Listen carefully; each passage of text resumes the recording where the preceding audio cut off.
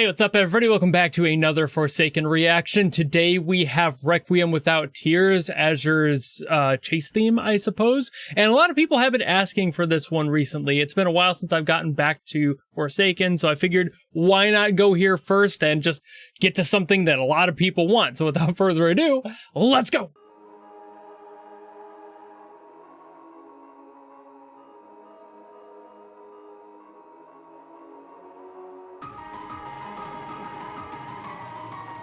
Starting surprisingly silent. Okay, the audio's fine. Okay, there we go. Just really, like, starting subtle with that.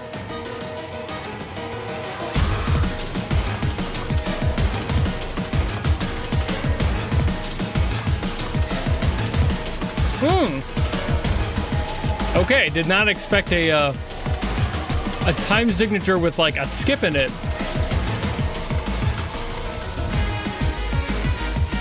I never really expect that out of Roblox tracks. Odd times are not something I'm ever really expecting.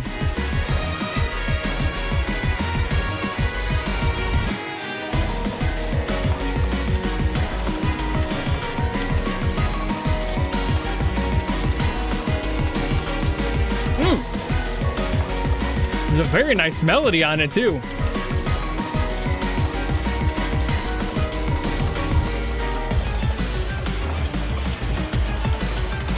So far, nothing to complain about.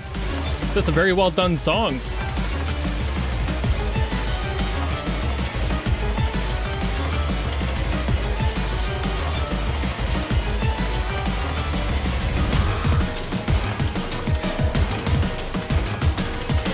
I really like how this one has the stings there.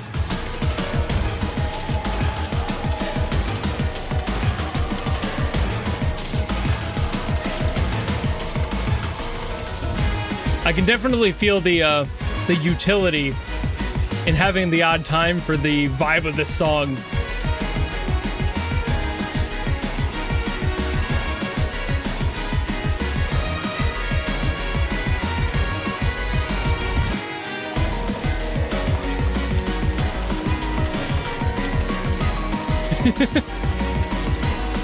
It's actually been a bit since I've heard a song in this time signature.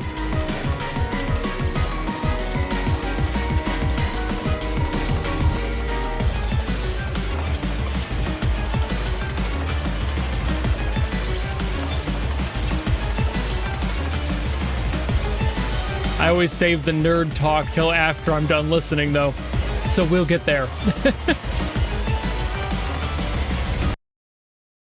And it just ends. I'm sure it has to loop, but like it never quite gets.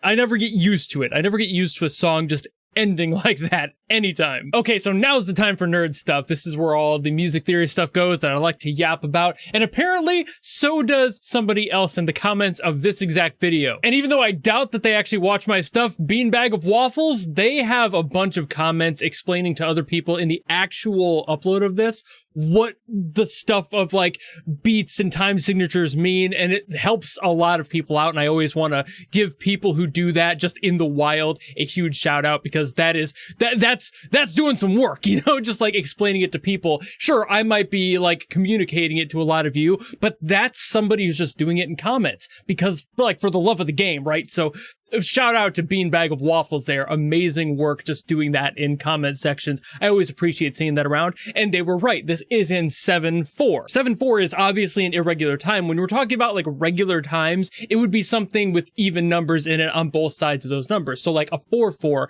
a 2/4, a 6/8, something like that. Those are the more common ones. There's also like 3/4, which is kind of more jazzy, but isn't necessarily as complicated as a lot of weird ones. Like if the odd number is in the first slot of the two, you're gonna have a hard time counting. And just to describe what time signatures are for those who don't know, which is probably a lot of you, the two numbers are basically separated by a slash in written form. You have, in this case, a 7 and a 4, and the 7 means how many beats there are, and the 4 is how many beats are in that measure, that count. So you have to fit 7 hits within a 4 measure, and it's that's why it sounds so weird. There's a bunch of like overstep on this song, and that's why the beats are so awkward, because it's like shoving a bunch into a little space effectively. It's the easiest way to explain it, at very least for people who don't know. It's not fun if you don't know what you're doing. It's a pain in the ass to play. I have to deal with that sort of thing sometimes as a drummer, and those sorts of separations challenge me every single time.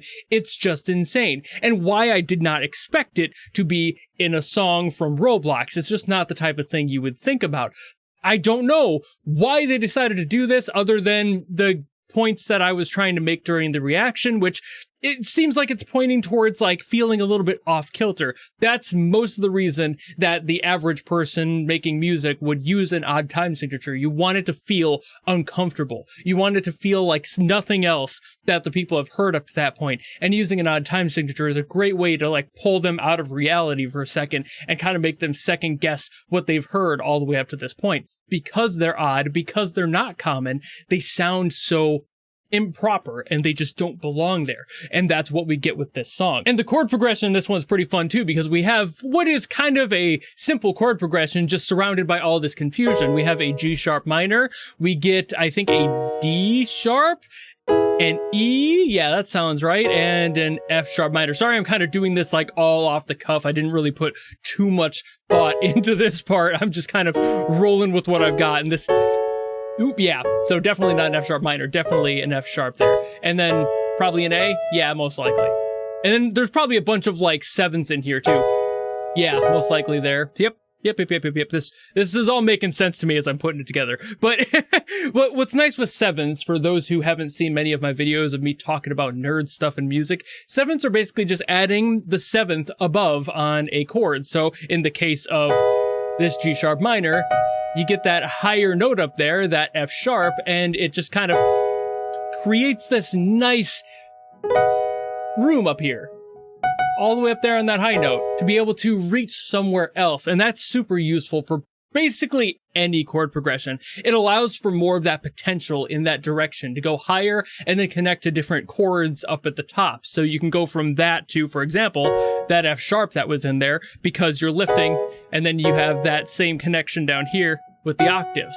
So it's just music. It's music theory. It's why it sounds good. And there are a lot of 7s in here that I'm hearing. And that's why I didn't put a bunch of time into like figuring this one out, because I knew there would be a bunch of weird stuff that would make this song feel a little bit more odd compared to the usual. But this chord progression, the one that I just played there, is a super popular one. This isn't like it's a new, superbly complex sort of thing, even with the options of like the A in there, which is a very nice little lift. I don't know if that maybe has a 7th in there that would still kind of fit in the key. So it's like, hey, maybe.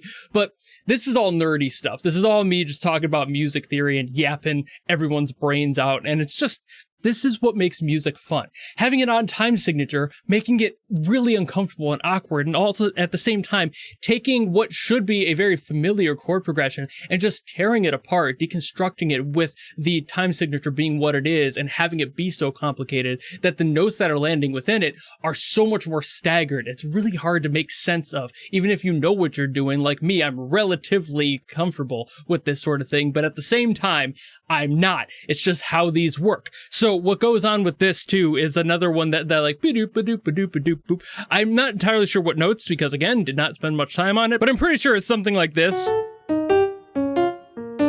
Some degree of that, just these intervals that are being played, and there's a little bit of crunch in there, but that's exactly what the song is asking for. All of the song, as far as the construction of it goes, is kind of deconstructing itself. I mentioned that earlier. It's exactly what this is doing here. The song is falling apart in certain ways, and having that falling sort of motif is a great way to like signify that in the sound. Have something that is physically starting to kind of dissolve away. So now you have these chords that you're trying to play but aren't really landing with everything else, and it just sounds off. So there's a lot of that in this song. So I'm assuming that has something to do with the character and the fight here. This is why music is so fascinating to me. You can say so much. You can tell people so much by just doing some odd things to your music. Odd time signatures, odd little like accentual things like that falling note section, all of that stuff. Every every layer in here. There wasn't too much as far as like the drumming textures and everything kind of fighting against that. There wasn't any like major counter rhythms going on, which are basically two different beats happening at the same time that would fight each other. That's all more or less left to the melodies in the song and things that are what you could count as supporting it, but at the same time, in this context, are fighting against each other. So it just kind of tears everything down, and it makes the entire thing feel more uncomfortable the more you listen to it. So really, really cool theme here. Did not expect to get this deep into the music theory stuff and yap about it as much as I did, but I did. So thank you all so very much for watching. I'll stop yapping about it now. If you have another song you want me to get to, by all means, drop it in the comments below, and I will do my best as always to get to those. But if you don't want to do any of that, maybe just want to follow me and support me for more stuff coming in the future, you know how to do all that. And I'll see all of you in the next video. Goodbye!